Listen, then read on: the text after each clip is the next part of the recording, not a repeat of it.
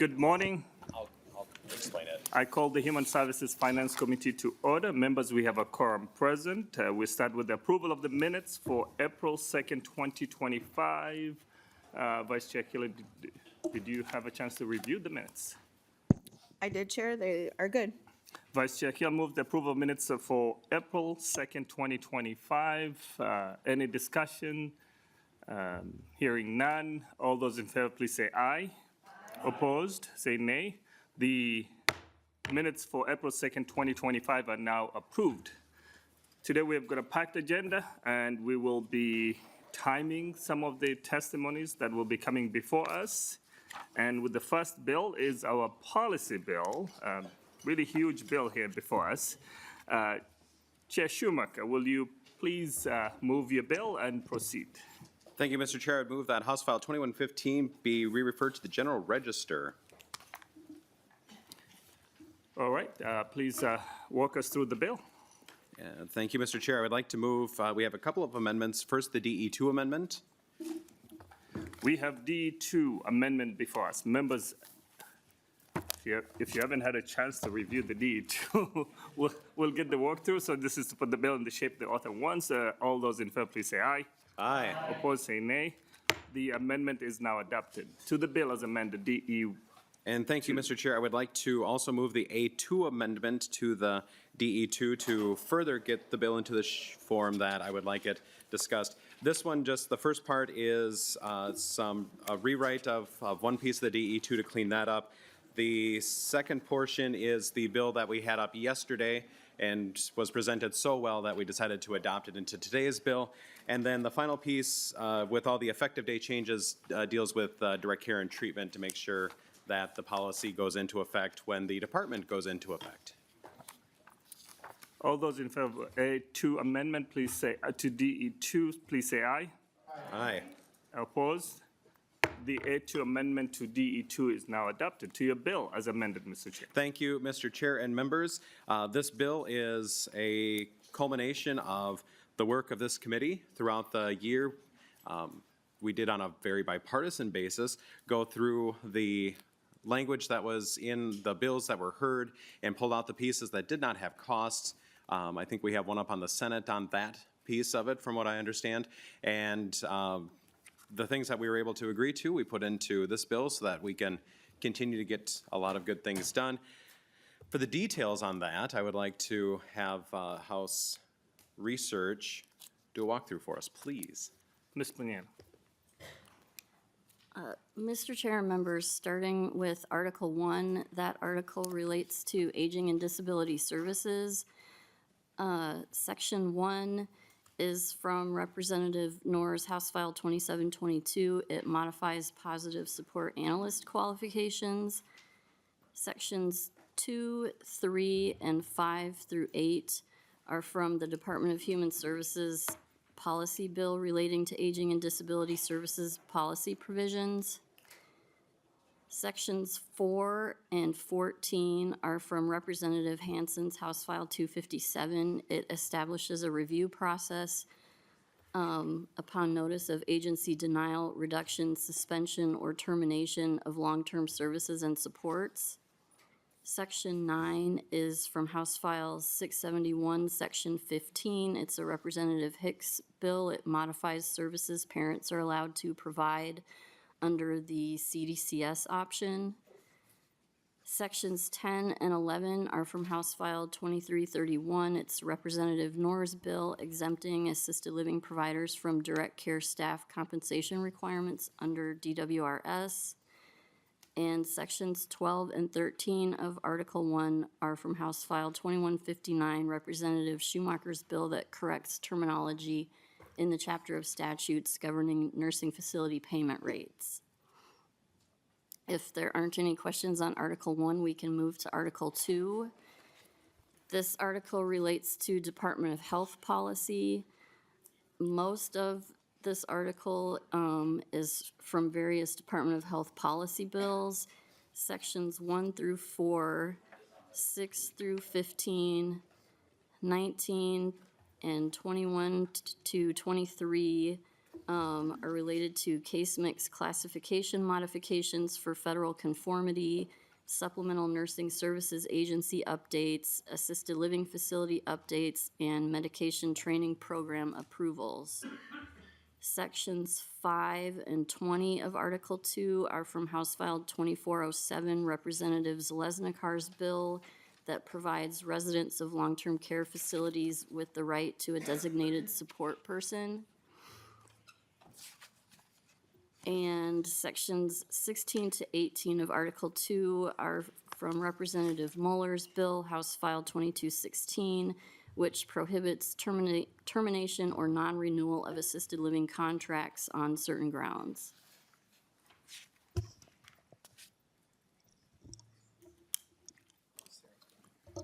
Ms. Senderman. Mr. Chair and members, moving to Article 3, which is starting on page 29 of the DE. Most of this article is from the DHS policy bill, House File 2115 as amended. Sections 1 through 7, 13 through 25, 27 through 30, 34, 37 through 40, 42 to 44, 48, and 56 to 90. All of these sections update statutes to account for the new Direct Care and Treatment Agency. These sections add Direct Care and Treatment and the Direct Care and Treatment Executive Board or Chief Executive Officer where necessary in statutes, and makes additional technical changes related to the new agency. Sections 8 through 12, also from the DHS policy bill, modified the definition of residential program in the Patient's Bill of Rights in Chapter 144 to include additional facilities and programs serving children, and these sections also make technical changes. Section 26, also from the DHS policy bill, outlines requirements for unmarked vehicles used by the Direct Care and Treatment Office of Special Investigation staff and used by the Minnesota Sex Offender Program's executive director and their staff. Section 31, also from the DHS policy bill, updates and clarifies state-operated services, crisis services, technical assistance language. Section 32 from the DHS policy bill exempts the Direct Care and Treatment Executive Board from the 18-month time limit on rulemaking. Section 33 requires the DCT Executive Board to establish standard admission and continued stay criteria for state-operated services facilities. Section 35, also from the DHS policy bill, allows for reimbursement for travel expenses to and from interviews arranged by DCT for certain recruited positions. Section 36 from the DHS policy bill authorizes the Executive Board to contract with specified federal agencies to receive federal grants related to the welfare and relief of Minnesota Indians.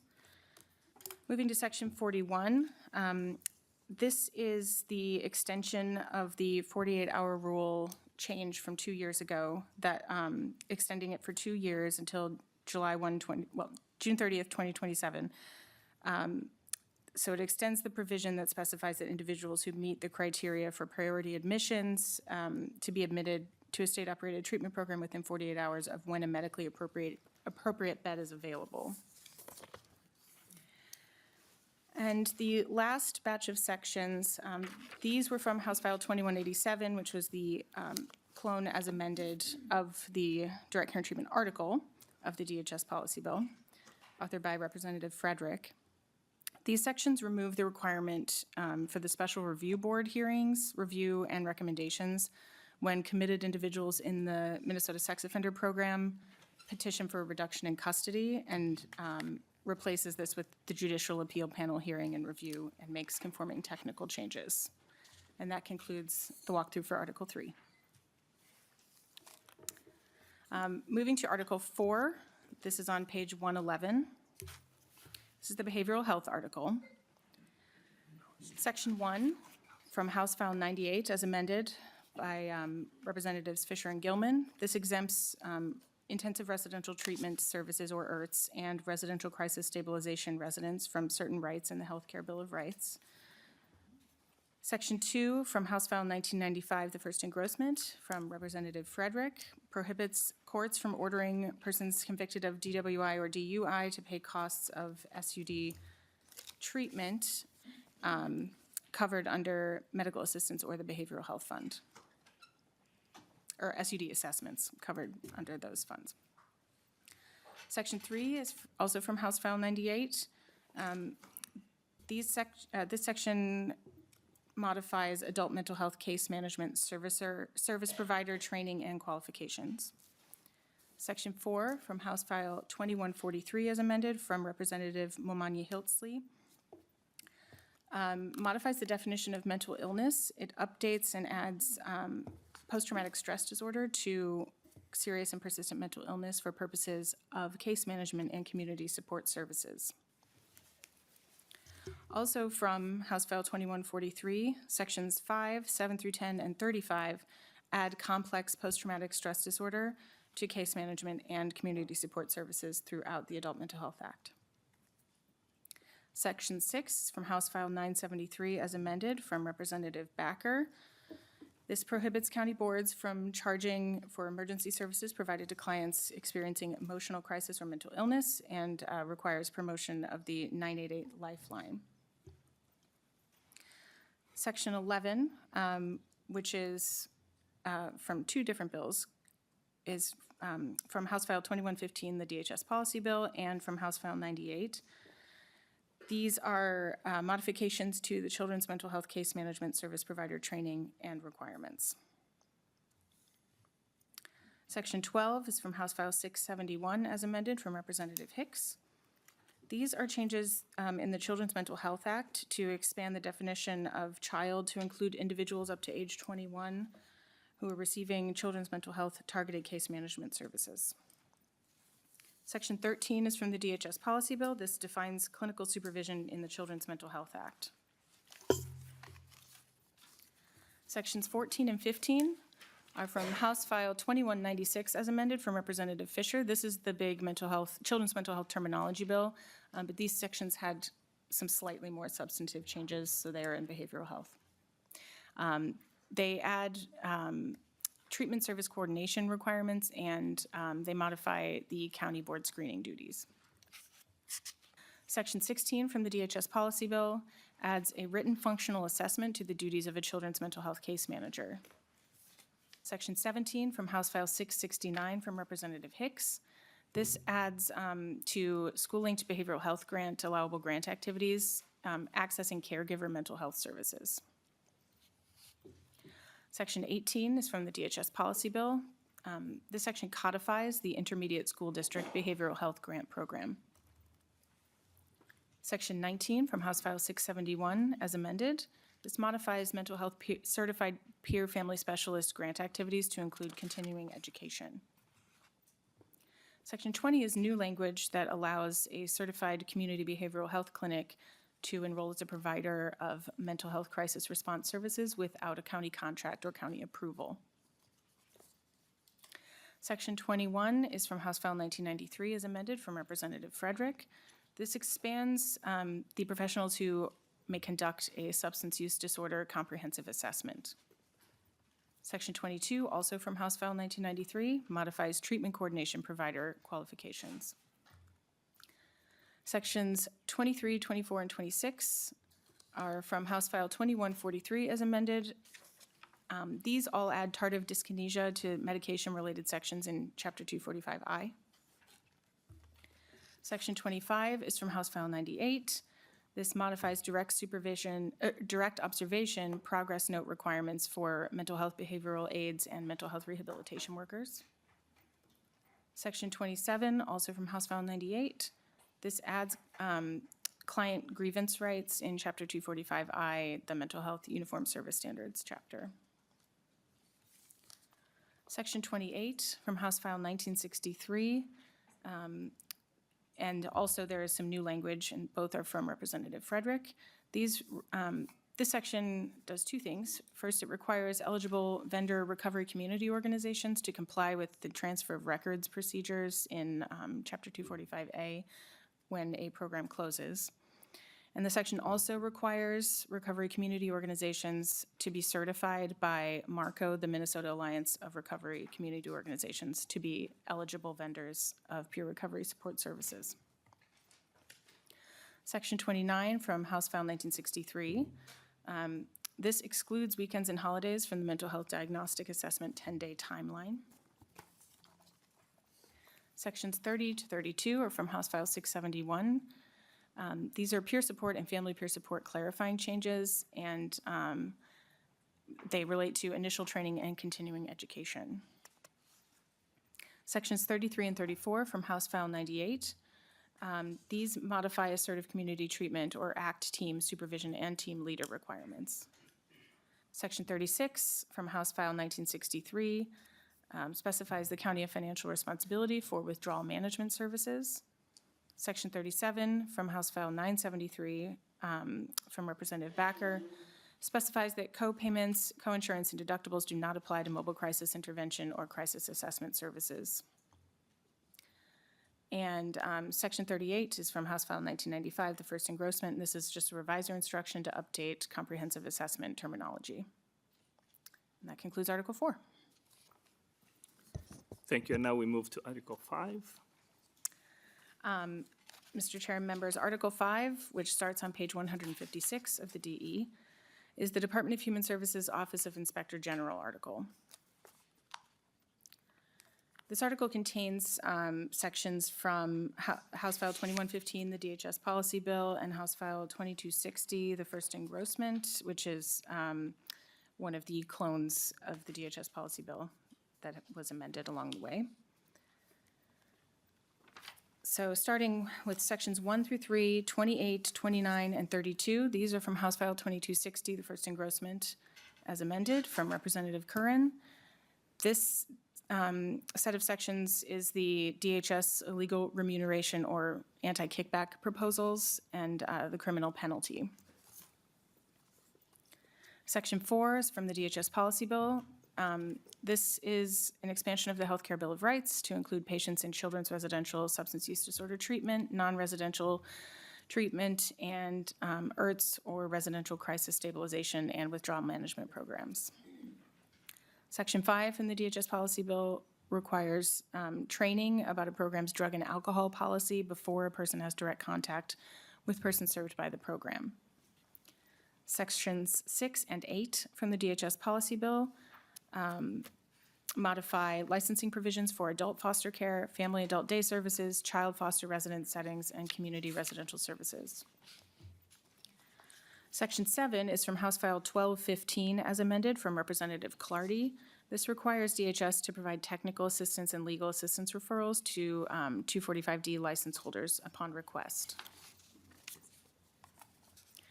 Section 9 from the DHS policy bill requires staff training on the use of opiate antagonists before having direct contact with persons served by the program. Section 10 from the DHS policy bill allows for electronic signatures for human services background studies. Section 11 also relates to human services background studies and is from the policy bill.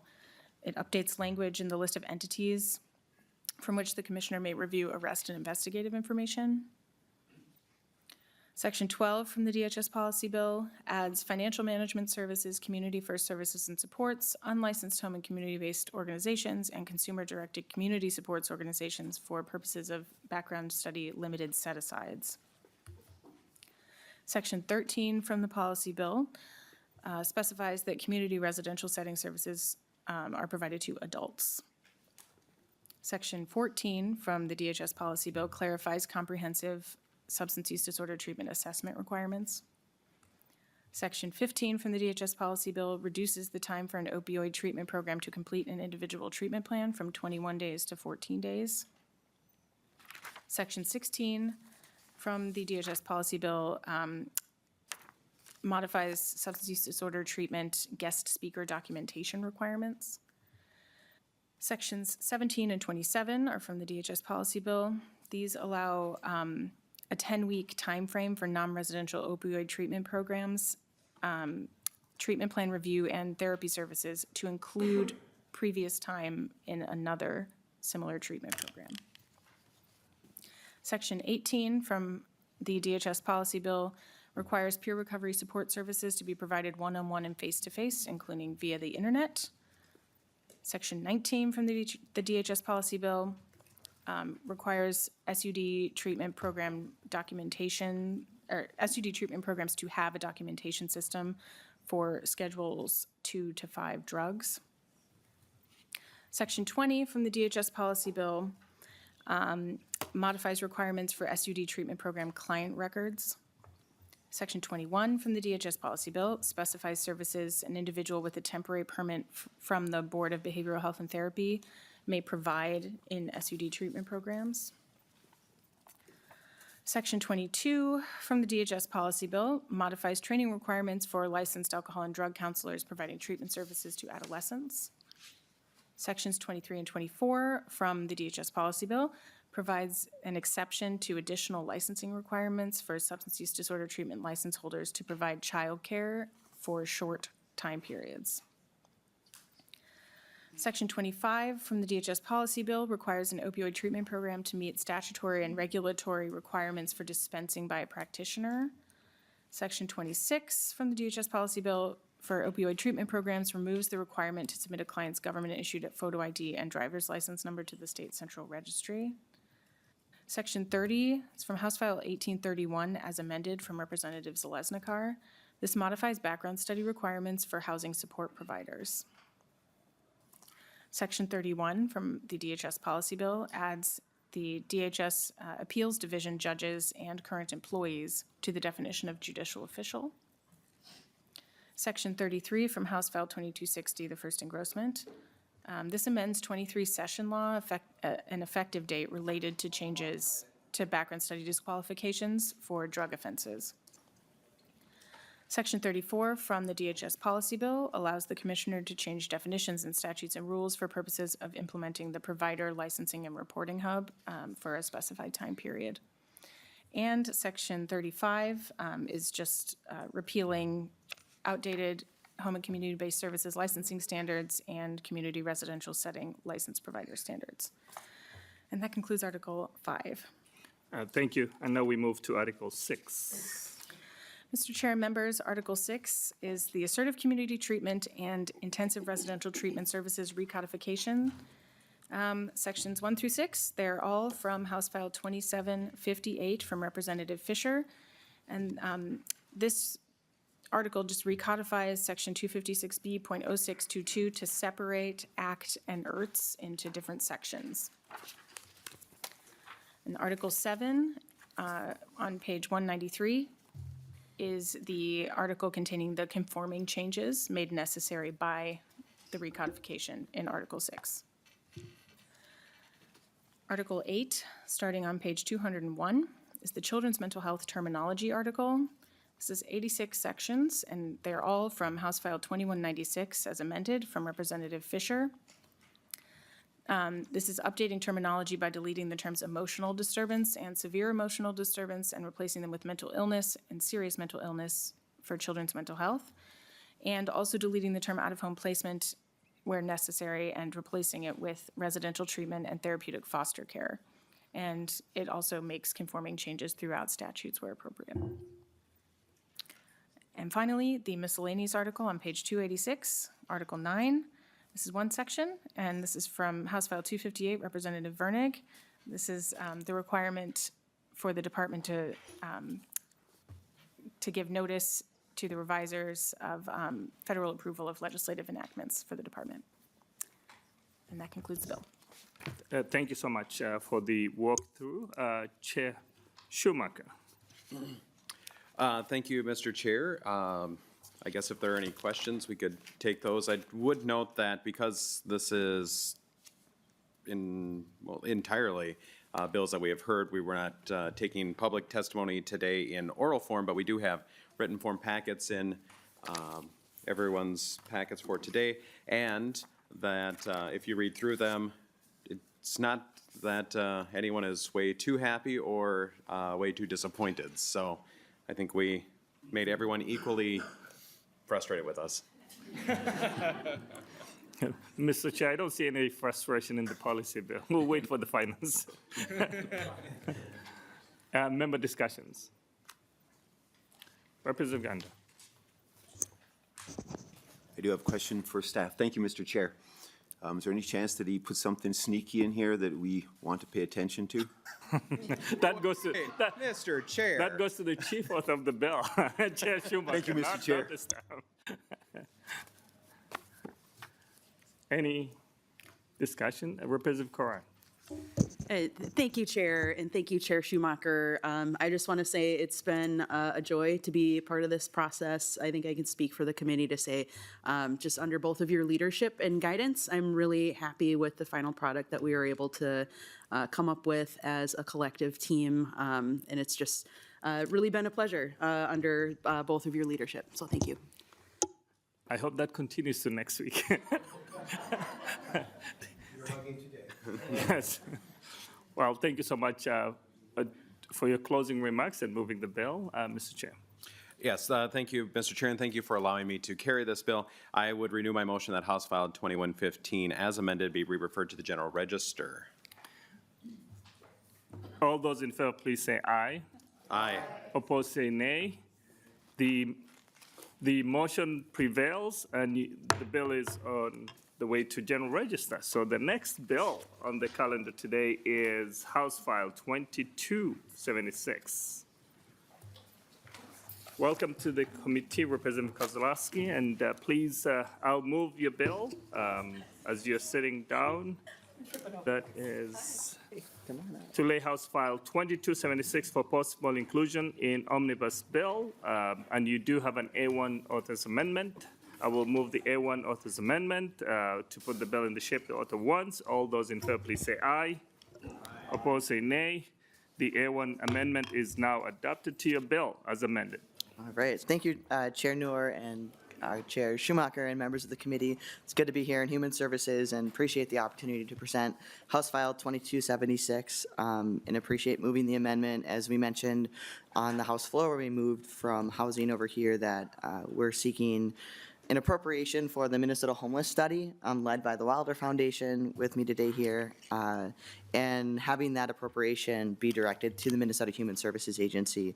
Since its inception, the study has, and this foundation has reliably equipped our state and many, many partners with the Minnesota Homeless Study through the generous support of public and private funding partners. And every 3 years, if you're not familiar, or if you are, it's a reminder that the Wilder Research conducts a one-day study and puts out just incredible hubs of data and information based off of the study that is conducted.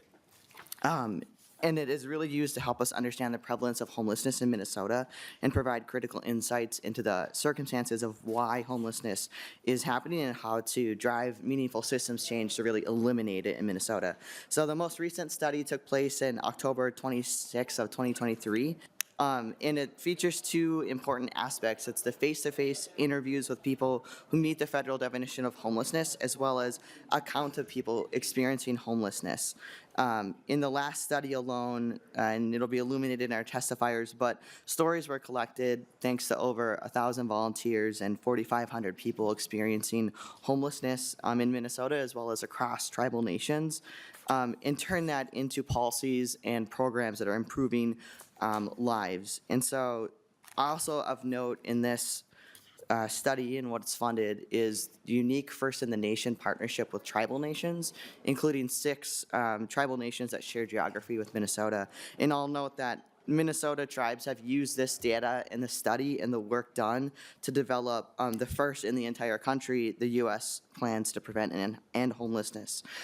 So the Minnesota Homeless Study and Companion Reservation Homeless Study are the most comprehensive data source, publicly available, nonpartisan, and most trusted data in Minnesota. As reflected in the many letters in your packets, the methods are unparalleled and an invaluable tool for addressing homelessness. So really quick, whether it's local government agencies, tribal nations, veterans organizations, law enforcement and first responders, city planners, the policymakers like us, this study is the essential data hub, and we want to make sure it stays for use, but also to be able to expand to broaden its reach. Every day, the Minnesota courts, for example, pull this data from Minnesota Housing Finance Agency, and use it in their daily operations. The state has used special analysis in applying for FEMA applications, in developing legislative reports for us, such as the Homeless Youth Act legislative report. Greater Minnesota uses this to look at the bidirectional flow of folks who are experiencing homelessness between Greater Minnesota and the metro, so on and so forth. We have heard over and over and over about how critical it is for our partners to secure public-private funding. The fact of the matter is that people don't want to just be a part of the process, though. They want to be part of the outcome. And this study, it does more than extract data from our people. It makes sure that we have the agency and the ability to be a part of the solutions, initiating relationships and driving solutions that otherwise would not happen. So I want to turn it over to our testifier chair to talk more about how clutch this is to moving us to a Minnesota where homelessness is no longer. Good morning. Welcome to the committee. Please introduce yourself for the record and proceed. We have 2 minutes. The committee administrator will be timing. Thank you, Mr. Chair and members of the committee. My name is Michelle Decker-Gerard. I'm a senior research manager at Wilder Research and co-director of the Minnesota Homeless Study and the Reservation Homeless Study.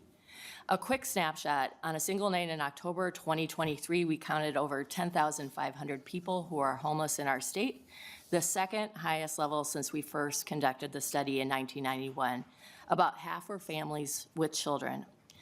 But beyond the counts, the homeless study allows us to dig in, to understand causes, and to identify solutions to barriers that are keeping people from getting stable housing. Every person's story is unique, and we use the data to help tell the stories in an effort to solve homelessness in our state. So, as Representative Kozlowski said, we do comparisons of Metro versus Greater Minnesota, adults versus youth, people who are sheltered versus people who are unsheltered and spend most of their time outside. Just this week, we released an issue brief that highlights the needs of older adults, which is the fastest growing age group of our homeless population, with many experiencing significant disabilities. So why are we here today? The Minnesota Homeless Study has always been funded as a public-private partnership with significant state support. However, in recent years, the funding streams have become increasingly time-consuming to cobble together. State agency staff and Wilder staff have had to spend significant time trying to manage the process, and we're here to try to streamline the process and reduce bureaucracy. This will allow us to spend more time supporting our partners throughout the state, and as you know, shelters and other service providers are stretched very thin and need that support. So we want you to know that we don't take lightly bringing this bill to you today. We have tried every other avenue we can think of to secure and streamline this funding. At this point, without significant support, we will likely have to sunset the study. However, now more than ever, organizations throughout our state need this information to understand the changing needs of this population and what policies are most effective. With that, I'll close, but I want to draw your attention to the 2-page info sheet as well as the summary document that we provided that outlines the uses of this study. And we've also provided some of our most recent issue briefs. We're incredibly appreciative of your time and consideration. Thank you. Thank you so much for your testimony. Do we have anyone else here to testify on the bill? With that, we move to members' discussion. Any discussion? Representative Hicks. Thank you so much for bringing this bill. The work that Wilder does in homelessness really helps us figure out what we need to do here, and not having that data will be, if we don't have that data, it's really hard to make decisions because we don't know what we're deciding. So I appreciate all the work you've done for so long. Thank you. Chair, closing remarks, Representative Kozlowski. All right, thank you, Chair. Well, you know, this study is deeply personal, as I know it is to me and to the people who are working on it, to our communities, and to many of you sitting on this committee. As I was thinking about this bill and why we do it and why it's so important, I think often about actually what Representative Keeler and our elders talk to us, is that our job as legislators is to make sure that when we're sitting in these spaces and we're talking about data and charts and graphs, that we're illuminating the faces and the names. And that's our aunties and our cousins and our siblings and our colleagues and our neighbors. And that's what this bill does. And so I seek your support. We know that informed public policy is better public policy. And so ask for your support and your consideration to really face the challenges of homelessness head on, starting with putting a face to names and data. Thank you. Thank you so much. As with that, House File 2276 as amended is laid over. Thank you so much. The next bill is House File 1644, Representative Reyer. I'll move that House File 1644 be laid over for possible inclusion in omnibus bill or budget bill. And I see you have an A1 author's amendment. I will move the A1 author's amendment. All those in favor, please say aye. Opposed? The A1 amendment is now adopted to your bill as amended. Representative Reyer. Thank you, Chair Noor, Chair Schomacker, and committee members. Today, I'm here to talk about House File 1644, which creates a dedicated source of funding to serve families with children living in supportive housing. The Family Supportive Housing Grant Program is modeled after the Homeless Youth Act and would provide flexible funding for comprehensive family-oriented services. It includes non-time limited housing with rent subsidy and services in the building for families transitioning from homelessness. These services include education and enrichment for kids, employment services, life skills like budgeting and parenting, referrals for mental health services or substance use disorder treatment, and more, all with the support from 24-hour-a-day, 7-day-a-week on-site staffing. The benefits of supportive housing are profound. Homelessness brings day after day of trauma. Many families are fleeing violence in their homes, and children may be separated from their parents while the family is homeless. For children, the scars can be lifelong.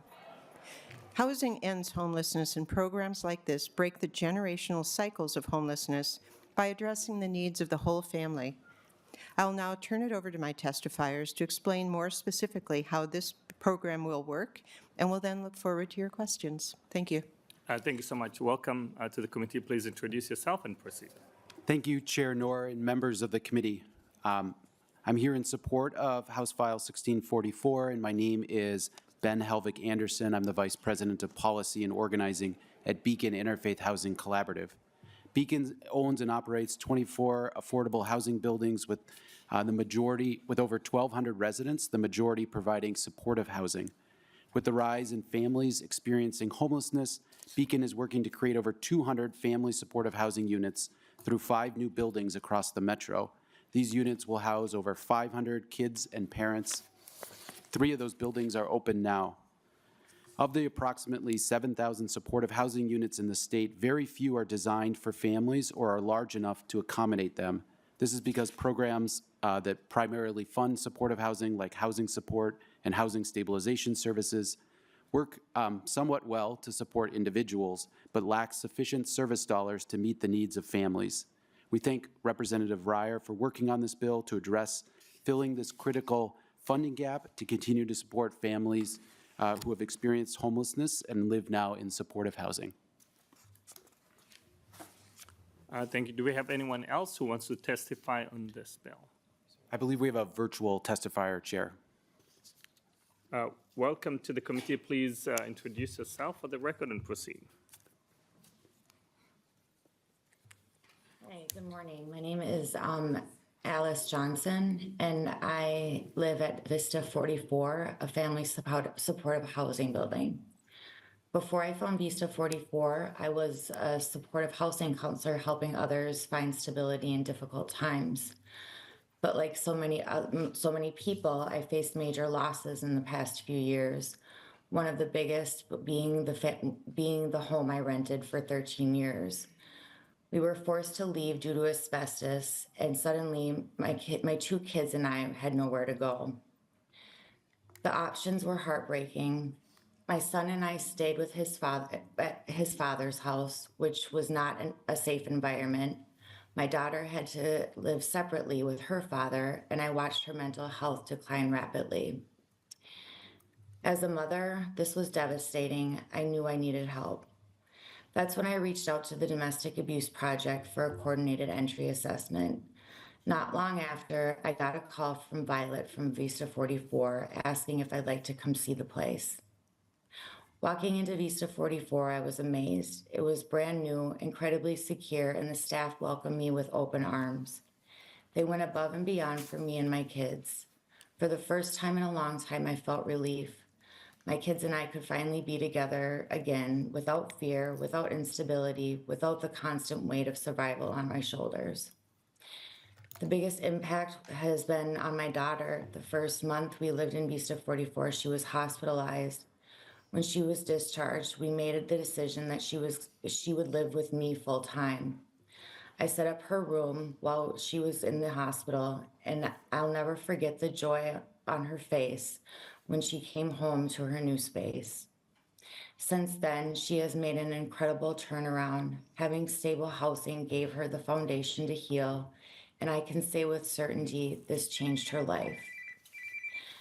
For me, Vista 44 has given me the ability to breathe again. My next goal is to focus on my own healing and find a career I love. But none of that would be possible without the stability of supportive housing. Not only have I personally experienced how family supportive housing has transformed my life, but in my years as a supportive housing counselor, I saw firsthand how it changed so many other lives as well. I've seen families rebuild, parents regain their independence, and children finally getting the stability they need to thrive. Supportive housing is the solution to homelessness, and family supportive housing works. That's why I'm asking you today to support this bill to fill the state funding gap for family supportive housing, because every family deserves a chance to rebuild, to heal, and to thrive. Thank you. Thank you, Ms. Johnson, for telling your story and testifying. With Thank you. that, we now move to members' discussion. Representative Murphy. Thank you, Mr. Chair. Thank you, Rep. Reyer. I just have a question about why the separation about the 7-county metro area and some of the differences in the skew. You know, why are we not looking at this as just Minnesotans that are struggling? Why do we separate it all out? Chair Noor, I'm sorry. Chair Noor and members of the committee, because we know there's limited funding this year for the dollars and really wanting to target that to have a statewide impact, we decided to make those differentiations in the bill this year because of that. Representative. Yeah, thank you, Mr. Chair. Yeah, because it's limited spending, I think that's a good reason for it to be for all Minnesotans, not handpicked. So thank you, Mr. Chair. Thank you. Any other member discussion? Seeing none, we now move to the closing remarks. Representative. Thank you very much, Mr. Chair, Chair Schomacker, members. I think it's an important program. It's an important gap. I was personally in my life benefited a great deal from services like these, and ask for your support. Thank you. Thank you. House File 1644 as amended is laid over. The next bill we have is House File 99. Representative Sencer-Mura, I will be moving your bill, House File 99, to be laid over for possible inclusion in budget bill. And please, as you're moving forward,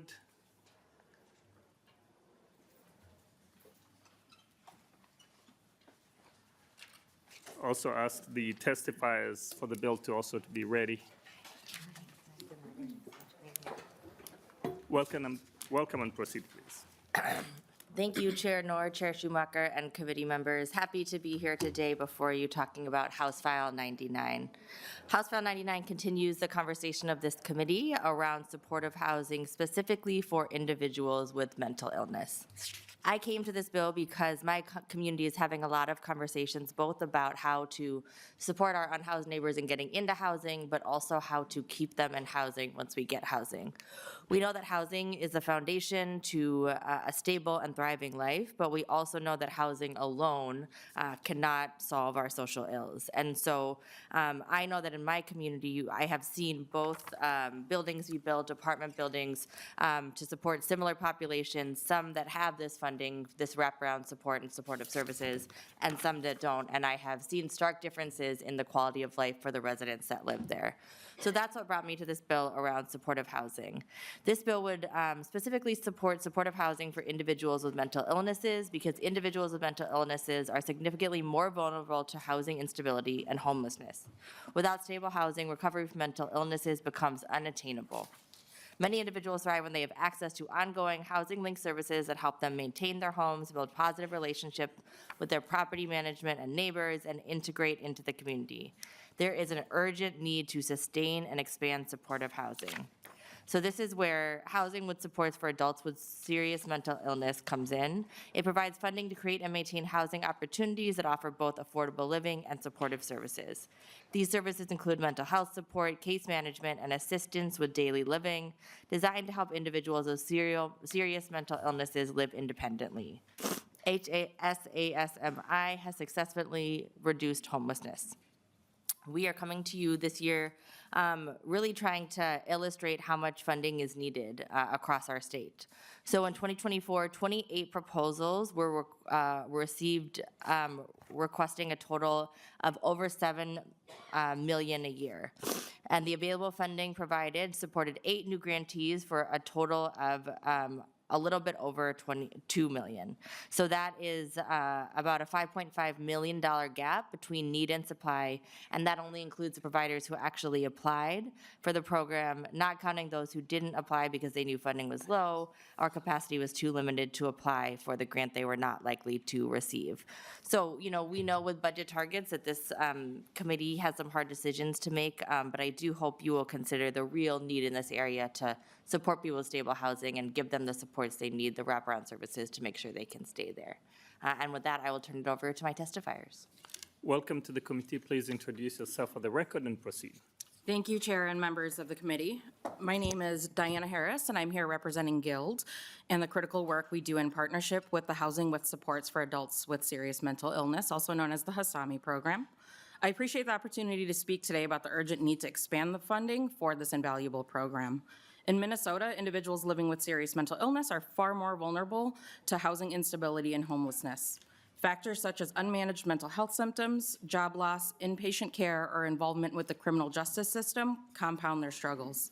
Without stable housing, recovery from mental illness becomes nearly impossible. However, when individuals with serious mental illness have access to affordable housing paired with the necessary support services, we see real transformative change in their lives. The HASAMI program has been a critical lifeline for these individuals. Through HASAMI funding, Guild has been able to partner with Project for Pride in Living to create 13 dedicated housing units for people facing chronic homelessness, especially those with mental health diagnoses or co-occurring disorders. With this funding, we provide on-site services such as mental health support, case management, and daily living assistance to help these individuals maintain their homes and regain independence. However, the demand for these services far surpasses the current funding available. In 2024 alone, requests for funding totaled $7.6 million, while only $2.1 million in new funding was available. This gap leaves many individuals without access to the supportive housing they so desperately need. And the limited funding covers less than 40% of the total cost required to fully support these programs. Investing in long-term supportive housing for individuals with serious mental illness is not only a compassionate approach, but also an effective one. It reduces homelessness, alleviates pressure on public systems such as hospitals and shelters, and ultimately lowers the costs associated with emergency services and long-term institutional care. Therefore, I urge you to support the passage of House File 99, which would add $2 million to the base funding for the HASAMI program. This investment will enable providers like Guild to continue expanding our services and reach more individuals in need. By prioritizing stable supportive housing, we can help individuals break the cycle of homelessness and begin their journey toward recovery and independence. Thank you for your time and consideration. Thank you. To the next testifier, please introduce yourself for the record and proceed. Great. Good morning. My name is Ellie Skelton. I'm the Executive Director at Touchstone Mental Health. Thank you, Chair Noor and the committee for hearing me today. Touchstone Mental Health provides support to over 1,600 people in the Twin Cities metro area. The nice thing about the HASAMI grant is it does have statewide use right now. It's all over the state helping people live in community. I appreciate the work you're doing here at the legislature. I know it's not easy. Much like running a nonprofit, we have unlimited need and very finite resources, and we have to make difficult choices all the time, and I know you do as well, but I really think this is such a good investment. One of the things we do is we invest in people for IRTS, the Intensive Residential Treatment Services. That costs around $45,000 for a treatment stay.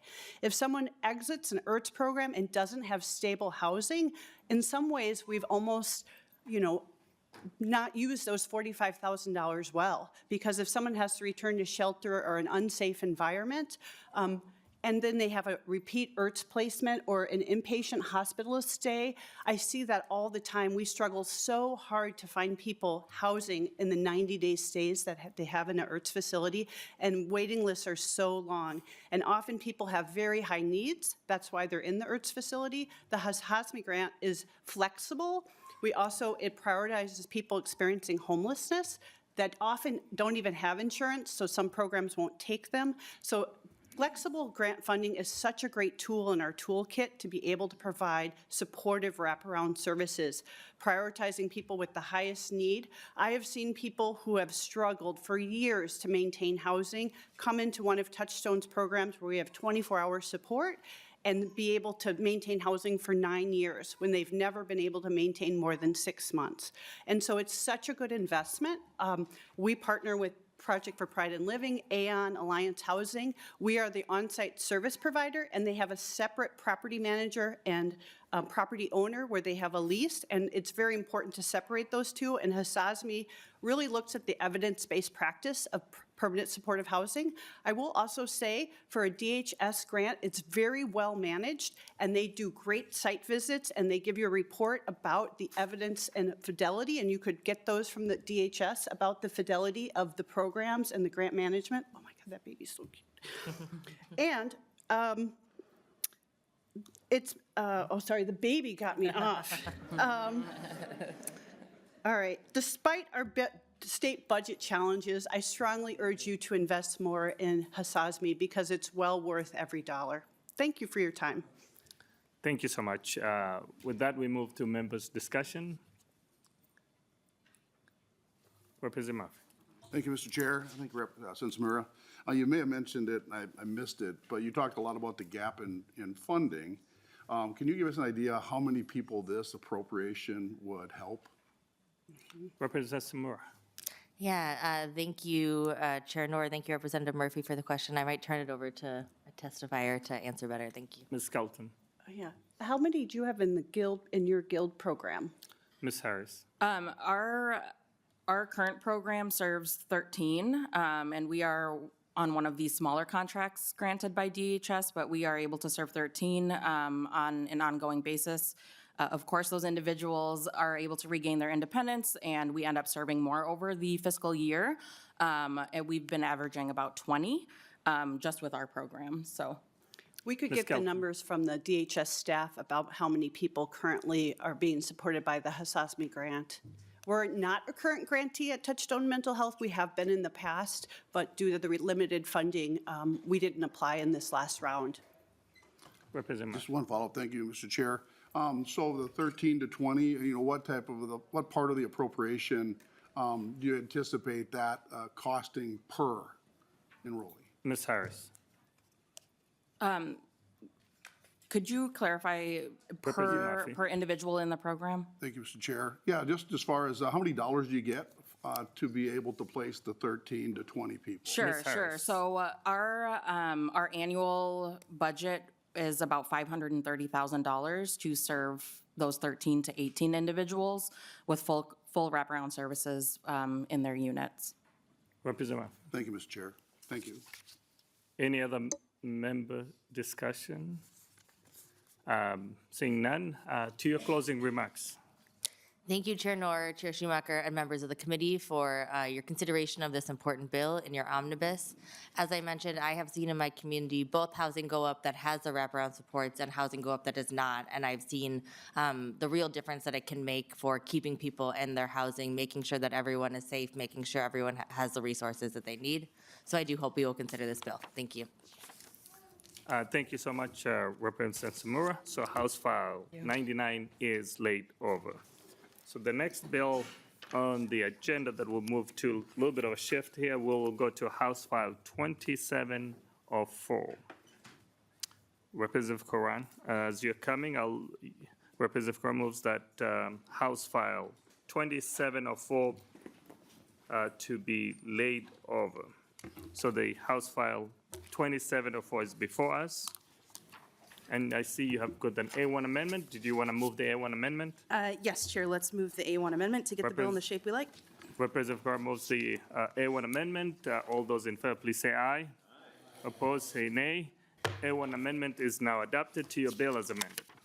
Thank you, Chair and committee members. House File 2704 before us today addresses urgent needs for housing and supports services solutions for people experiencing homelessness across the state. It comes with broad support from multiple coalitions and stakeholders. I'll keep it brief and turn it over to testifiers from here. To the testifier, please introduce yourself for the record and proceed. Good morning, Chair Noor and committee members. My name is Steve Horsfield. I serve as Executive Director at Simpson Housing Services. Our mission is to house, support, and empower people impacted by homelessness. To that end, we operate shelter and supportive housing programs that are engaged with about 500 households on any given night. Close to 300 of these households are aided using housing support. Thank you for hearing my testimony this morning in support of House File 2704. I've been working with Minnesotans on their respective journeys from episodes of homelessness back to stable housing in our communities for about 20 years. Over this time, the state's housing support program has been one of our most important tools and was seriously diminished by a 50% rate reduction in 2020. Funding from Medical Assistance Housing Stabilization Services, which is not duplicative, a separate program, has not been effective nor adequate to make up the funding gap. And as a result, we are assisting fewer households, limiting housing opportunities for those who are trying to travel that journey back to housing stability. The people experiencing homelessness who would most benefit from supportive services due to high acuity needs are the same people currently being denied due to this unsustainable service funding structure that we've got. We are participating with DHS and our community of providers on rate study efforts to come up with responsible long-term solutions as a state, but this temporary rate restoration is necessary right now to reduce further harm to Minnesotans who are already facing significant challenges. House File 2704 restores the service rate and improves the processing times on applications for services, thereby expanding our capacity to engage with households at a time when we can be working together to restore housing stability, strengthening families and our communities. Thank you for all of your important work and for your consideration on this matter. Thank you so much. To the next testifier, please introduce yourself for the record and proceed. Do we have anyone else in the public who wants to testify on this bill? Welcome to the committee. Please introduce yourself and proceed. Good morning, Mr. Chair and members of the committee. My name is Zaday. I am the Executive Director of Seeds Worth Sowing, grassroots organization supporting low-income mothers and families navigating housing instability across Minnesota. Many of the people we serve utilize state waivers, which means their disability has already been verified and they qualify for critical service such as housing stabilization, which provides one-to-one housing navigation support and up to $3,000 for moving expenses, which is key in connecting individuals to many homes and providers who've spoken today. But even with a waiver, individuals are waiting 4 to 6 months for DHS approval, and if there is one error on the application, they get put back in line for another potential 4 to 6 months. That delay isn't just frustrating, it's dangerous. The shelters are overwhelmed. We have supported mothers sleeping in their cars in the winter with their children while waiting for help they're already eligible for. This bill as amended matters because it would allow case managers to directly authorize housing stabilization services for individuals with waivers. These same case managers already have to include HSS in the client's care plan for DHS to approve it. So why wouldn't we trust them to authorize it just like they do with other waiver services? Right now, DHS is overwhelmed because it's responsible for processing both individuals with and without waivers. Letting case managers to handle authorization for people utilizing waivers would reduce bottlenecks in the system and allow DHS to focus on improving efficiency and processing times. Individuals utilizing waivers have already gone through an extensive assessment and approval process. They shouldn't be forced to wait months for access to housing navigation support that's already part of their care plan. Housing is a basic need, not a reward. This bill ensures that those already approved for support can actually access it before it's too late. Thank you for your time. Thank you so much for your testimony. Do we have anyone else who wants to testify on this bill? Seeing none, we now move to members' discussion. To your closing remarks, Representative Curran. All right, thank you again, chairs and members. This is a bill that aims to reduce some assessment time waiting, among other things. We know that assessment waiting periods are a huge barrier for folks trying to get services, so I hope we can get this done. Thank you. With that, House File 2704 as amended is laid over to your next bill, House File 2406. Please move the bill and proceed. Thank you, Chair. I move to lay over House File 2406, and we do have, I believe it's the DE2 to adopt. We do have, Representative Curran moves approval of DE2 to put the bill in the shape the author wants. All those in favor, please say aye. Aye. Opposed? The motion prevails. The DE2 is now adopted to your bill as amended. Thank you again, chairs and members. Yes, earlier this week, we heard a direct quote from Representative Hicks that I loved on one of her bills, "Enough is enough." Min-choices assessments take entirely too long for folks waiting for services. There's an article in the Star Tribune recently. Ramsey County is going to spend an extra $6 million to hire 80 people to get folks up to speed on an 8+ month backup for min-choices assessments. So I agree, enough is enough. This is another approach. I hope that we can take sort of both approaches and make something work this year, because clearly assessment waiting periods, like I said in the previous bill, are a huge barrier for folks waiting for services. This approach is an agreement between counties and DHS. From there, I will turn it over to our testifier. Welcome to the committee. Please introduce yourself and proceed. Mr. Chair, members of the committee, good morning. My name is Katie Molinaire. I serve as a Social Services Deputy Director at Ramsey County, leading the Aging and Disability Services and Min-Choices Division. I'm here today on behalf of the Minnesota Association of County Social Service Administrators, or MACSA, and Ramsey County to testify in support of House File 2406. Thank you for having me. Many counties are experiencing increased demand for Min-Choices assessments for older adults and people with disabilities. Due to current demand, many individuals must wait to be scheduled for their initial assessment, and more lead agencies are falling outside the statutory requirements for those assessments. This is a disservice to residents, and it puts additional pressure on staff. It has become clear that the current system is unsustainable and changes are urgently needed. Reducing complexity and increasing efficiencies of the Min-Choices assessment is essential as need continues to grow statewide. Residents are also asking for this. Building upon current statute for reassessments, this bill, as amended, reduces unnecessary lengthy annual reassessments for case scenarios where the person's needs have not changed. It allows an abbreviated reassessment for 2 years in a row, followed by a full reassessment in the 3rd year. It is limited to people between the ages of 22 and 64 who are on a disability waiver. It requires informed choice to accept the shortened reassessment and allows the individual to request a full reassessment at any time.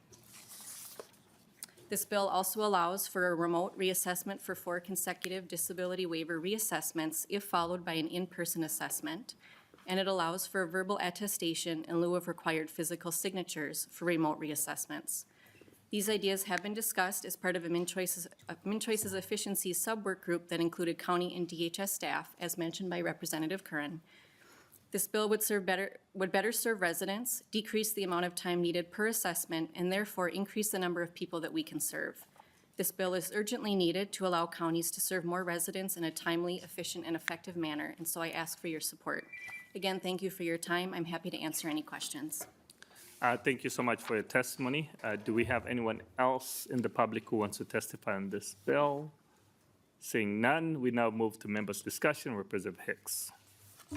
Thank you for bringing this. I love the creative solutions and not having to do the full one. Very excited about like 90%. A little concerned about line 2.10. Actually, a lot of concerned about line 2.10. We can buy houses with electronic signatures, so I think we could figure out a way to do an electronic signature on a reassessment. Most people in human services are great people, and they are trying to do the best they can all the time. But I spent 10 years as an advocate, and I have seen verbal attestation instead of signatures. Frankly, there have been many advocacy cases where people disagree as to whether or not verbal attestation actually occurred. And when we're talking about something as significant as a Min-Choices assessment, that makes me very, very nervous for a variety of reasons, both to protect the counties and to protect people. I think having something that we can go back to, should there be a disagreement about whether or not that occurred, is really important. And if we can take mortgages out for $1 million with electronic signatures, I think we can probably figure out a way to do this. Any other member discussion? Seeing none, to your closing remarks. Thank you again, chairs and members. Representative Hicks, thank you for pointing that out. I share your concern with your explanation there, and I hope that we can work on some language to tighten that up, because I certainly don't want that to be the case. So I appreciate you pointing that out, and hopefully we can at least do something this session to alleviate the burden and the bottleneck in assessments. Thank you. Thank you so much, Representative Curran. House File 2406, as amended, is laid over to the next bill, which is House File 1674. Representative Curran. Thank you, Chair and members. This is my third and final bill for today. I move to lay over House File 1674. Please proceed with the introduction of the bill. All right. Again, chairs and members, thank you for hearing House File 1674. This is a bill that relates to dementia grants. I will keep this brief. I have a deeply personal connection to dementia in my own family, and so this is something that I think has touched too many of us in the room and across the state and country. From there, I will just turn it over to our testifier. Welcome to the committee. Please introduce yourself for the record and proceed. Good morning. Thank you so much for the opportunity to testify on House File 1674, a bill that would increase the dementia grants currently administered by the Minnesota Board on Aging. For the record, I'm Robert Freeman. I'm the Vice President of Public Policy for the Alzheimer's Association Minnesota North Dakota Chapter. Over 100,000 people in Minnesota have Alzheimer's disease or some other form of dementia, and as Representative Curran mentioned, many of us know somebody with disease or know a family that's been impacted by the disease. It's imperative that we do more to increase awareness of this disease and other dementias, promote the benefits of screening for early identification, increase the rate of cognitive testing in the population at risk, and connect family, friends, and neighbors who are caregiving to education, support, and needed resources. We know there's a lot of unmet demand for these resources, and that's why we're here today requesting that we increase the appropriation from $750,000 a year to $1.5 million to better meet the needs of these communities. I just want to mention a couple of examples of how that funding has been used in the past. First is the Faith Community Nurse Network of the Twin Cities. Memory screens are quick, simple tests that evaluate memory and other thinking skills to detect memory problems early on and link people to treatments and resources. Recognizing both the importance of these screenings and the value of offering them in a trusted community location, the Faith Community Nurse Network of the Twin Cities sponsored 16 whole person wellness screenings in 22-23 in housing sites and faith communities that included a memory screening opportunity.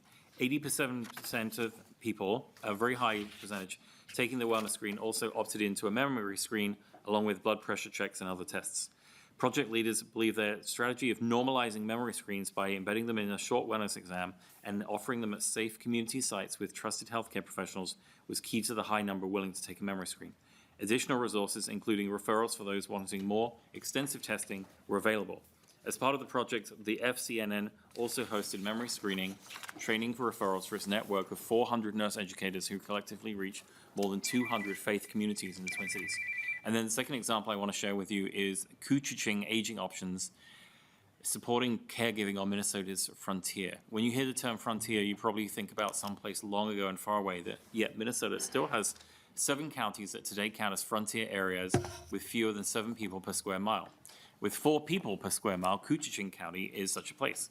For almost the past quarter century, Couchiching Aging Options, or KAO, has been the go-to resource for older people and family and friends who provide care to them in the county. Multiple grant awards have helped the KAO fill a gap in dementia-specific needs.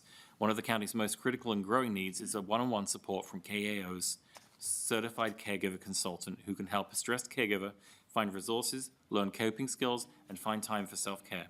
Their caregiving consultant can also help people with dementia in the county and their care partners connect, learn more about Alzheimer's and other dementia, create a support plan, and connect with community resources.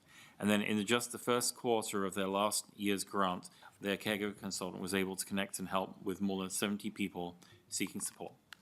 So just to sum up, please support House File 1674. Thank you so much for hearing this important bill and for making room for us on today's agenda.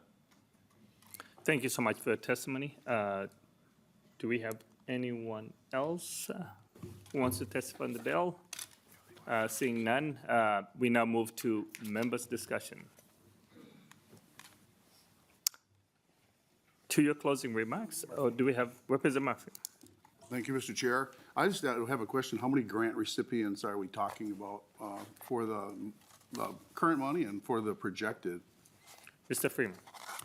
I know that I hope the Board of Aging might be here to answer that question. I don't know if I have the number in front of me. I feel like it was about a dozen to 15, but I can get the committee that information.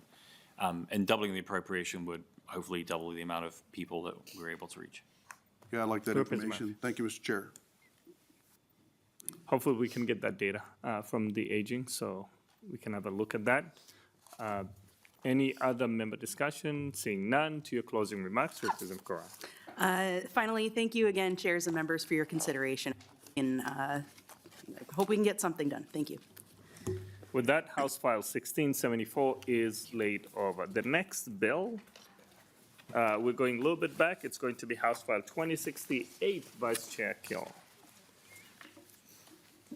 While the Vice Chair is finding a way to the testifier table, I will, Representative Kill moves the House File 2068 to be laid over. And I see you do have an A1 amendment. Did you want to move the A1 amendment? Thank you, Chair and members. Yes, so I haven't, the first A1 amendment is to change the actual dollar amount. When we sent this through the revisers, the dollar amount, though it would be nice, is much higher than what we know we're asking for. And so the first amendment just gets it into the financial form that we would like the bill.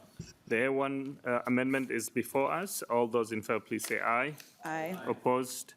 The motion prevails. A1 amendment is now adopted. To the next amendment. Thank you, Chair and members. So what happened here is as we were waiting for the jackets, they didn't arrive. This is our emergency shelter language. This is something that we created in the Pathway Home Act last year as we took kind of a big look at how we want to address homelessness border to border. What this is we know that many of our organizations across the state tend to come to the state legislature asking for direct appropriations. I think we've said in a lot of ways that feels a little bit inequitable, particularly when it comes to the geographic spread of the work that we're doing. Not every shelter has the financial capacity to send lobbyists here or even geographically drive here to get in front of us. And so what we did is we created a statewide grant program. One, it was designed so we know what the needs are in the state. Often we kind of take a hypothetical guess at what our needs are across the state. This was critically important for us to know what was the need across the state. And so as we implemented the shelter grants, we knew that there was almost a $400 million ask, and last year we were able to put $100 million in, and so we just added the language in here, knowing that funds are tight, but just wanted to make sure that it was an opportunity if we would have funding to support that ongoing. So that is an added amendment on to this, members and chair. Members, A2 amendment is before us. All those in favor, please say aye. Aye. Opposed, say nay. A2 amendment is now adopted. To your bill as amended, Vice Chair Keeler. Thank you, Chair and members. On this bill, I want to take the time to really talk about the Youth Homeless Act. A little bit of history. When I came into the legislature, I was the vice chair of the Preventing Homelessness Committee. And it was an intriguing committee. We learned a lot what we already know, but the thing that was really interesting that I actually want to share with you, because my testifiers are going to do a great job at talking about what the Homeless Youth Act is, I want to talk about it from a tax burden approach. I know that often we look at homelessness as an investment in our community. I really think it's not only investment in our community, but it's a smart investment when it comes to our taxes, because we know when we invest in youth, what we can do is the Youth Homeless Act not only provides the supports they need, the shelter, but it also creates the network to create more sustainable lifestyles. We know that we have youth that have been able to purchase homes, which make generational wealth for their next youth. And so Dr. Foldis, if anybody wants to get real creative and get into the weeds about the tax component of this, Dr. Foldis did a cohort of over 1,000 individuals, realizing that if you invested in these individuals, we only need 6% of the individuals to become successful, sustainable, tax-paying individuals in Minnesota to offset the cost. That's a really big thing that I want us to wrap our mind around. Not that I want us to get into the weeds about taxes paying for homelessness, but the reality is that it's a good return on investment. If we can get our youth into professional fields, get them out of homelessness, and get them the services that they need, they become thriving adults in Minnesota, which is beneficial for us in a whole. So I just want to make sure that we think about it in that capacity as well. The Homeless Youth Act is designed to support youth up to the age of 24. It is not just an 18 and you're done. There's actually this bridge into young adulthood that I think is very beneficial. We've made increases in the Youth Homeless Act that we know are really impactful. Based on our increases that we made over the last couple years, we know that we've seen a 17% reduction in homeless youth, but the reality is we would need $500 million if we wanted to actually impact what we're trying to do here. It's not what we're asking for. Would love if that was an opportunity. But with that, Chair, I'll hand it over to my testifiers. Welcome to the committee. Please introduce yourself for the record and proceed. Hi, my name is Carlista. Thank you, Chair Noor and committee members. I'm currently the adulting coordinator at the Link. As a homeless teenager, I found myself in a lot of situations and places most adults would not want to be in. Dealing with no place to sleep, trying to figure out where my next meal would come from, and struggling with depression takes a huge toll on a child's mind. Feeling homeless and at my lowest in my life, I started to feel like my only option and way out would be suicide.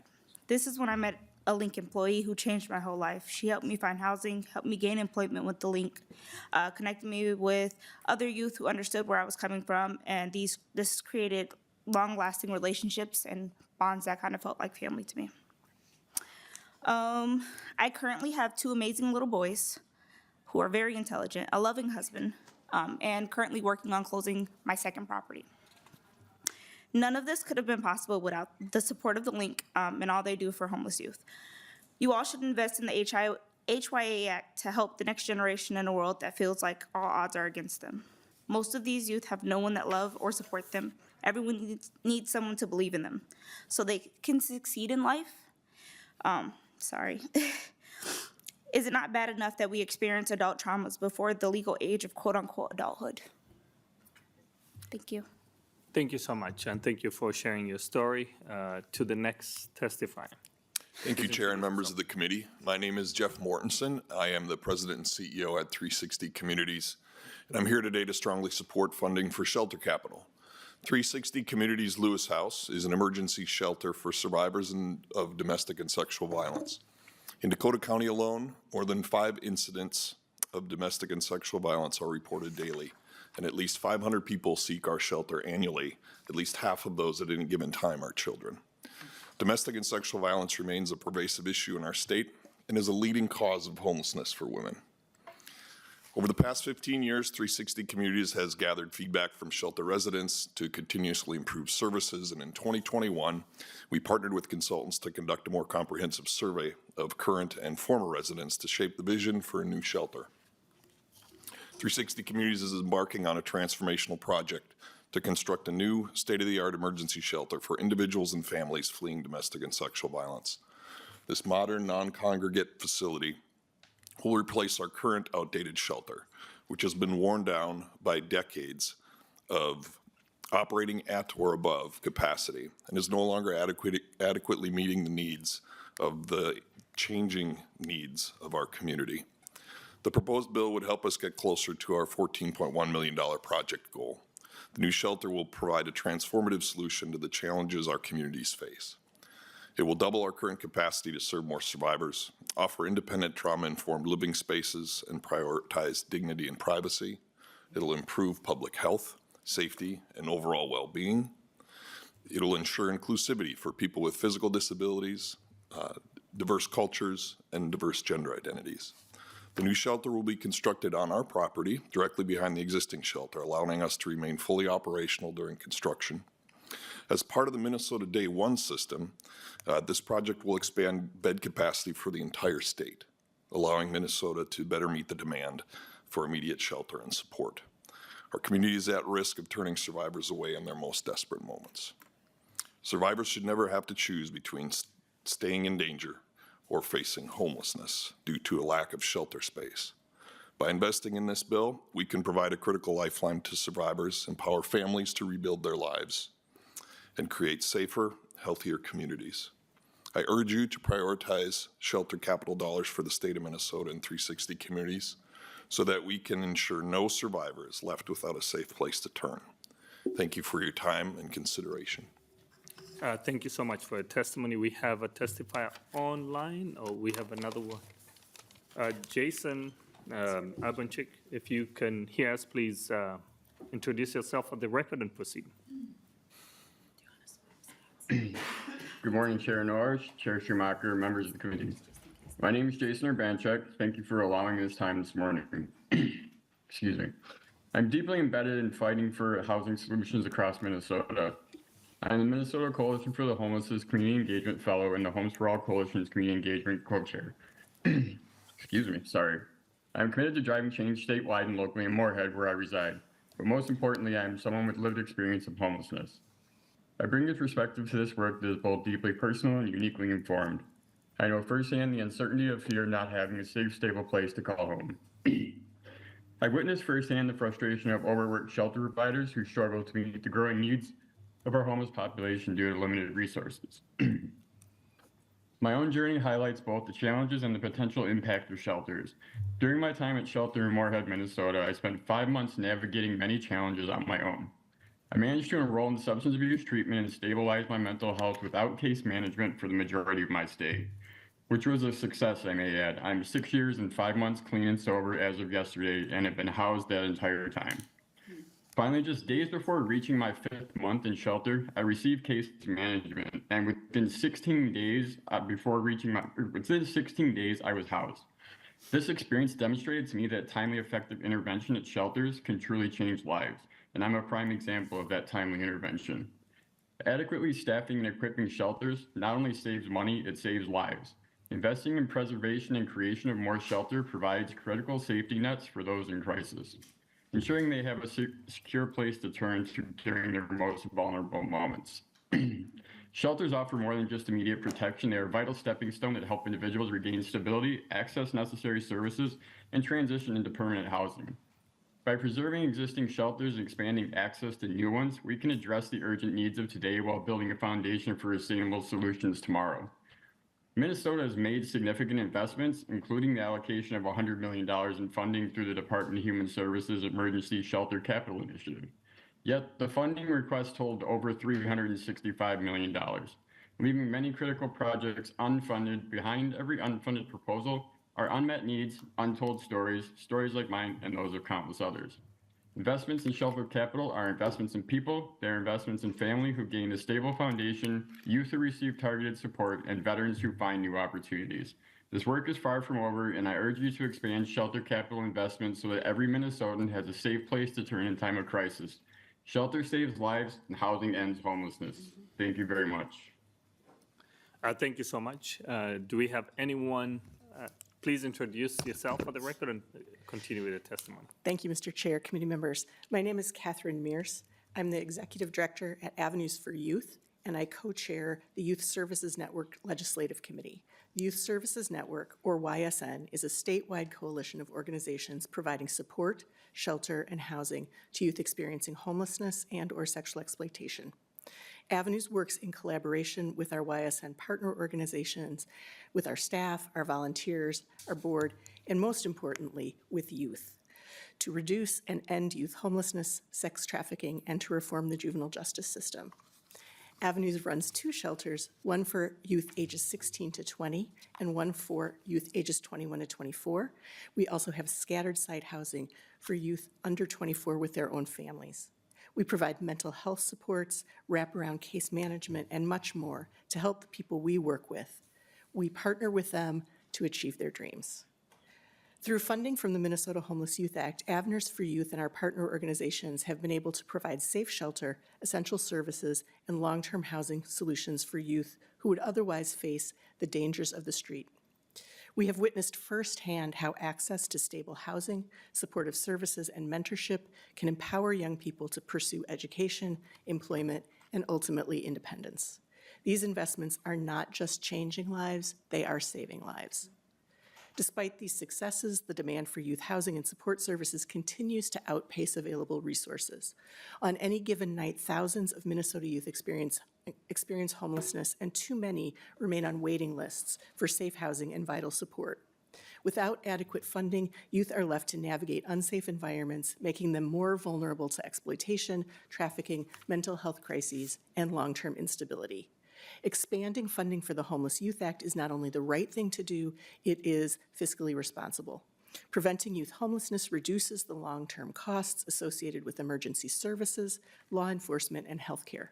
More importantly, it ensures that young people can break free from cycles of poverty and housing instability, creating a stronger, more resilient Minnesota for generations to come. I urge you to continue investing in the Homeless Youth Act and to increase support for the programs that provide shelter, safety, and opportunity for our youth. Every young person deserves a place to call home, and with your commitment, we can make that a reality. Thank you. Thank you so much for your testimony. We now move to members' discussion. Chair Fisher. Thank you, Chair Noor. First of all, I'd like to thank all the testifiers who came today to share their experiences and stories and how effective our programs are when we're funding nonprofits to do the great work to help increase those and protect those and make those successful who've been homeless. I want to say thank you to our leader, Representative Keeler, for bringing these bills forward and for all the work you've done in this area for the last couple of years. I've been lucky for the last 17 years to have worked in the homeless youth world, and I can tell you the return on the dollar is amazing. And I will say in the 17 years, one of the things that I have found most intriguing to me, most moving, is when I've had youth that we used to serve run into me somewhere out in the world, come back and show how successful they are, whether they're nurses or doctors now. The surprising thing I found is how many of the youth that I've worked with over the years have come back into this field and now serving the people that they were part of that community. And what's great is as they come back in, they bring those experiences that help the youth connect with them and make them more successful going down the road, because when you've got somebody with lived experience working alongside the youth, the way the connections are made and how the youth all of a sudden say, I'm not the only one. Other people have experienced how they're able to go and launch forward. And that's why the funding that we put in this area is so critical. Very much appreciate where we're going with it and ask that we continue to work hard to protect these investments for the future. Thank you for what you all do. Thank you, Chair Fisher. Representative Murphy. Thank you, Mr. Chair. Thank you, Rep. Keeler. My question is just how it's administered. Thinking rural, is it done through the counties? How is the money administered? Yeah, Representative Chair Noor, I can speak to that. The money is administered through a competitive request for proposals process through the Department of Health and Human Services, and it is definitely granted out statewide. Representative. Mr. Chair, so there's no interaction with the county to help with these shelters in terms of any involvement by county commissioners? Ms. Mutz. Mr. Chair, representatives, we work very closely with the counties. We work with the county's coordinated entry system to ensure that the young people who are at the highest need for shelter and services get that. But this funding itself is granted directly to organizations. Representative. One follow-up. Thank you, Mr. Chair. So how many people are affected by the grant? How many grant recipients are there then? Who wants to take that? Maybe someone can give us, someone from the agency or anyone who wants to speak to that.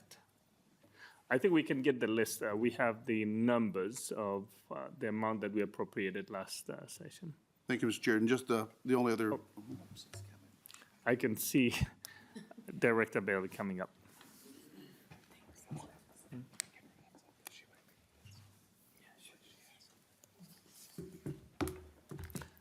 Please introduce yourself for the record and proceed. Thank you, Chair Noor. Members, Elise Bailey, Budget Director of the Department of Human Services. I apologize, I didn't hear the question. Was it the base amount appropriated for the program? Oh, how many grantees? Okay, we would have to get back to you on that So after all, I don't have the question or the answer. Glad to see you there. Maybe there will be a follow-up And question. just one more aspect, Mr. Chair, then too, is just the amount of the average grant. As long as we're going to find out how many, just give me, if there's an average amount, or if they're maybe all over the board, it'd be interesting to see. Thank you, Mr. Chair. Representative Knudsen. Thank you, Chair Noor. And just while we're on that too, possibly the number of children that this has helped, maybe per year or whatever, but that would be interesting to know as well. Thank you. So I think we need a little bit of background information on how that process worked. Chair Noor, we would definitely be Director able to pull that easily. Appreciate it. So if you send it to the CAs, and we will be able to get it to every member here. So appreciate it.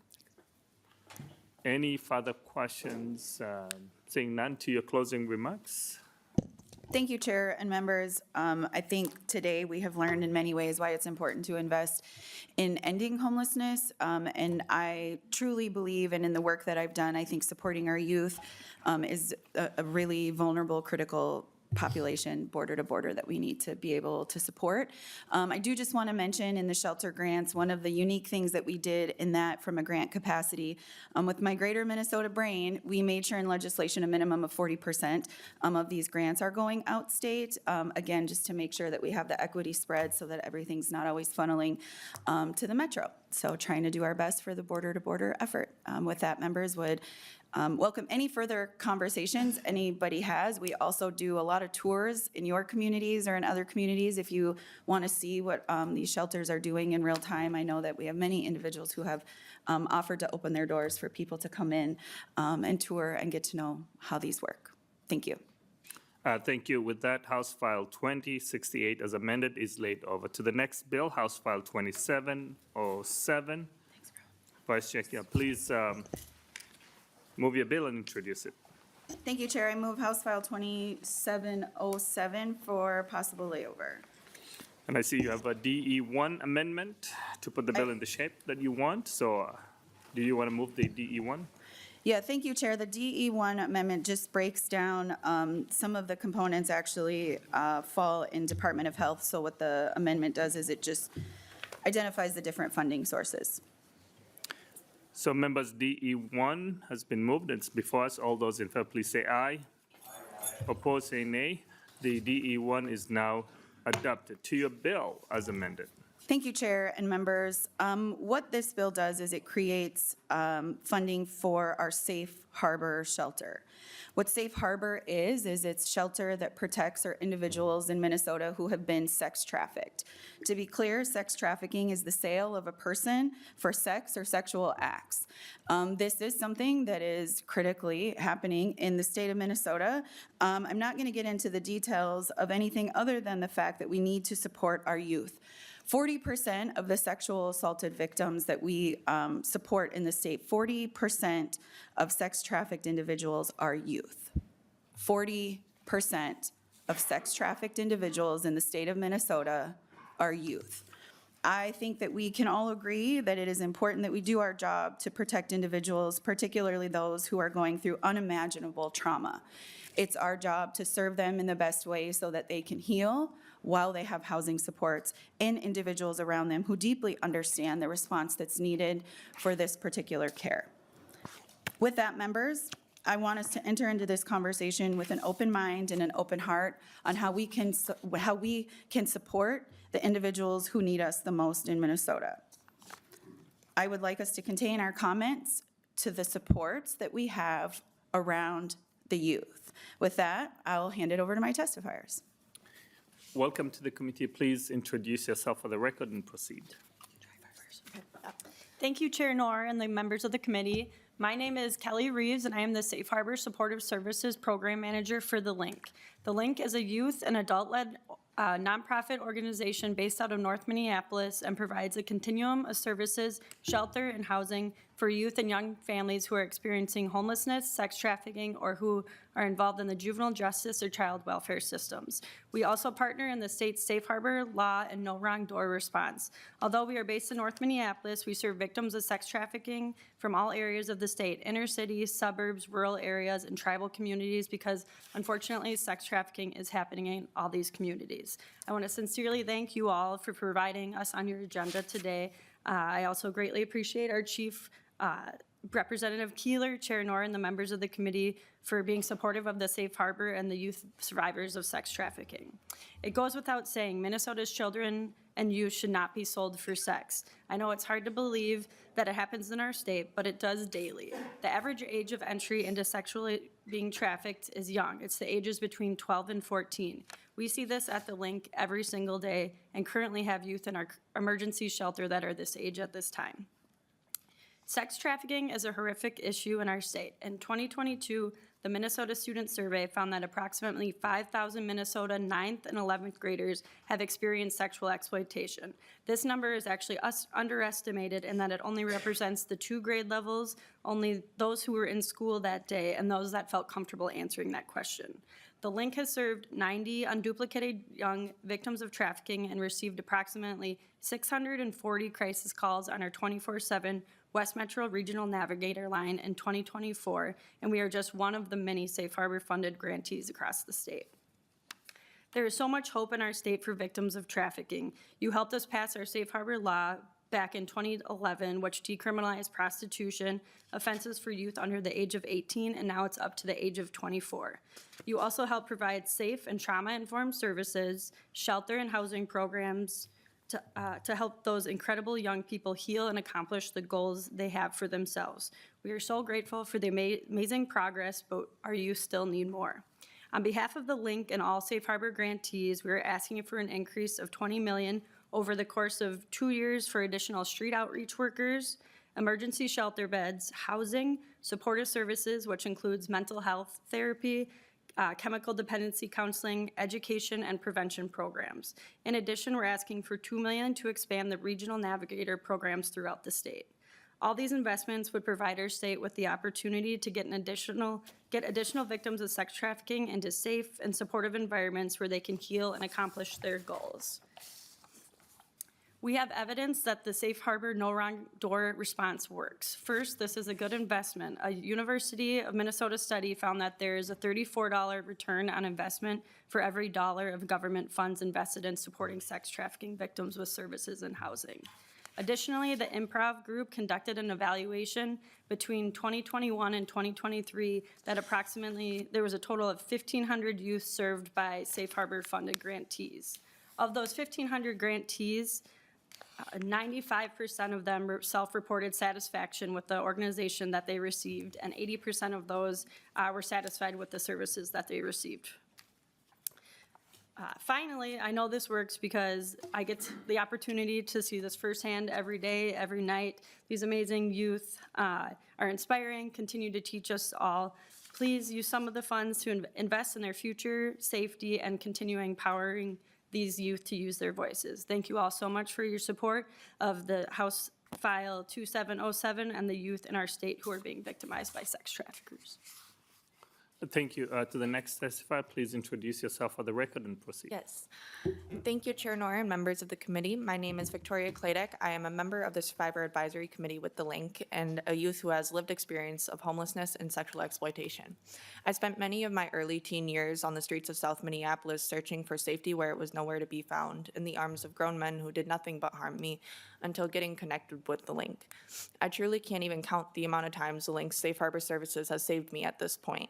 A few of the ways that they have helped me include, but are not limited to, entering shelter from being on the streets, finding safe housing after leaving an abusive relationship, rebuilding my sense of self and self-confidence, and are currently in the process of moving me into even better housing for my 4-year-old son and I to live.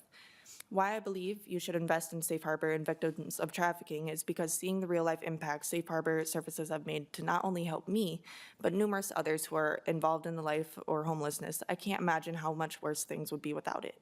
Without Safe Harbor services in place, myself and many other youth may have still been out there struggling to find a safe place to rest our heads, food, get to school, work, or find other basic necessities. There should never be a time where we have to question if our children are safe in any form, so why not implement the resources to help support the youth in staying out of unsafe and coercive situations? Thank you again for your time today, and I hope we continue to make strides into bettering the life of our children. Thank you so much for sharing your story and for testifying. Do we have anyone else who wants to testify on this bill? Seeing none, we now move to members' discussion. To your closing remarks. Thank you, Chair and members. I want to leave us just with another note that I think was mentioned, is the average age of the individuals who are being sex trafficked is 13. Think about the 13-year-olds that you have in your life. And think about the massive amount of trauma that we're hearing that's happening when it comes to sex trafficking. This is something that I think that our hearts really need to lean into, and it is absolutely the right thing to do. So I thank you all for your consideration. Thank you. Thank you. With that, House File 2707, as amended, is laid over. Now to the final bill, House File 1579.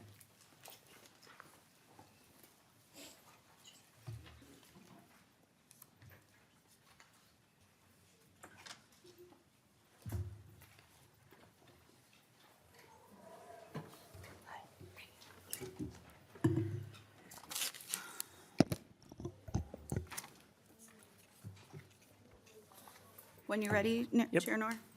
Thank you, Madam Chair and members. I would like to move House File 1579 to be laid over for possible inclusion.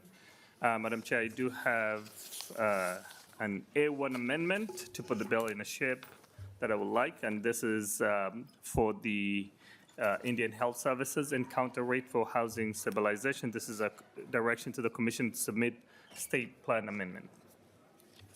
Sounds good. Any discussion to the A1 authors amendment? Seeing none, all those in favor say aye. Aye. Those Aye. opposed say nay. Thank you, Madam Chair. This is a bill that requests the supplemental service rates, and I would like to let my testifiers proceed with their testimony. Sounds great. Go ahead, introduce yourself for the record and begin. Great. Thank you, Chair Noor, Chair Schomacker, and members of the committee. Thanks also, Chair Noor, for supporting our bill. For the record, my name is Kelly Matter. Thank you for inviting us to testify before you today. I'm the president and CEO of Avivo. And first of all, I want to express on behalf of Avivo and the many people we serve, our deep gratitude for the important work you do to work in supporting ending homelessness in our state. I also am here to provide information on an essential bill to the long-term sustainability of Avivo's low-barrier, high-impact shelters. Avivo is an over 60-year-old organization specializing in increasing the well-being of Minnesotans facing the most complex barriers: homelessness, deep poverty, addictions to opioids and substances, mental illness, and other barriers. Avivo uniquely pairs shelter, housing supports, treatment and mental health services, training and employment services to help someone take their next best steps. We believe in the dignity of all people and that housing is a basic right. It is our privilege to serve individuals who haven't found success in other areas. But because of this commitment, we are here today seeking your support of House File 1579 to authorize and fund a supplemental housing support rate for the Avivo Village Shelter in the North Loop and soon Avivo Village Shelter in St. Cloud. Two low-barrier, high-impact shelter models proven to serve individuals with the highest acuity and living outside. The supplemental rate would support 24/7 staffing, wraparound culturally responsive services, healthcare partnerships, and most importantly, connections to long-term permanent housing for individuals who've been sleeping outside. Avivo Village is designed to serve those that have been left behind and has had a significant impact. Since 2020, over 270 individuals have moved into long-term permanent housing, and there's been significant reductions in ER visits, EMS calls, and public systems costs.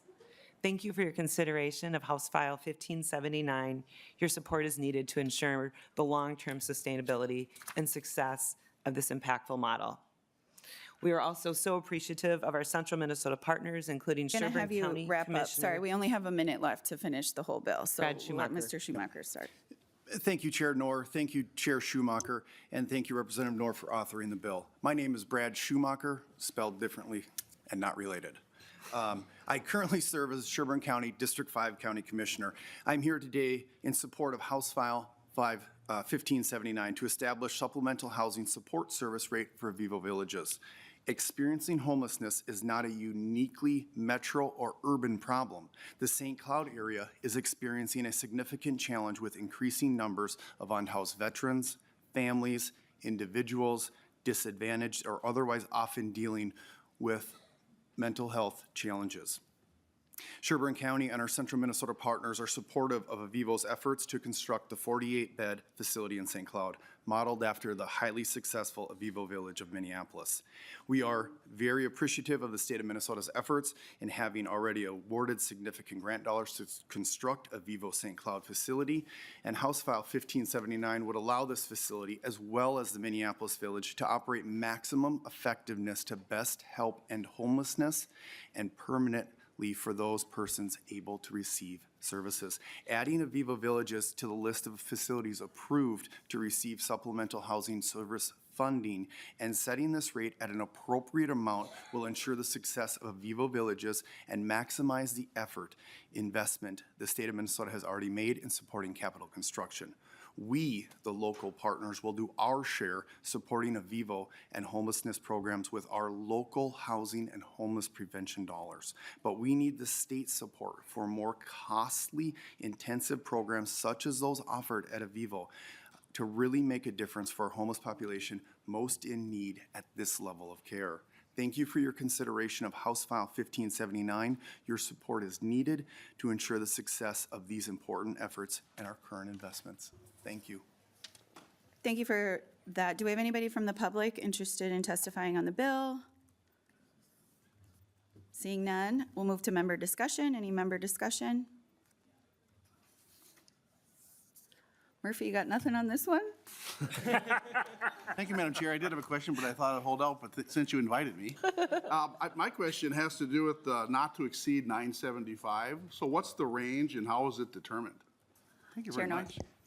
Thank you, Madam Chair and members. I think there are different rates at 1,170 to 1,220 per month. So I would like to ask if nonpartisan can give us an update, or we can get an update from the agency in terms of the numbers. Ms. Pinelli?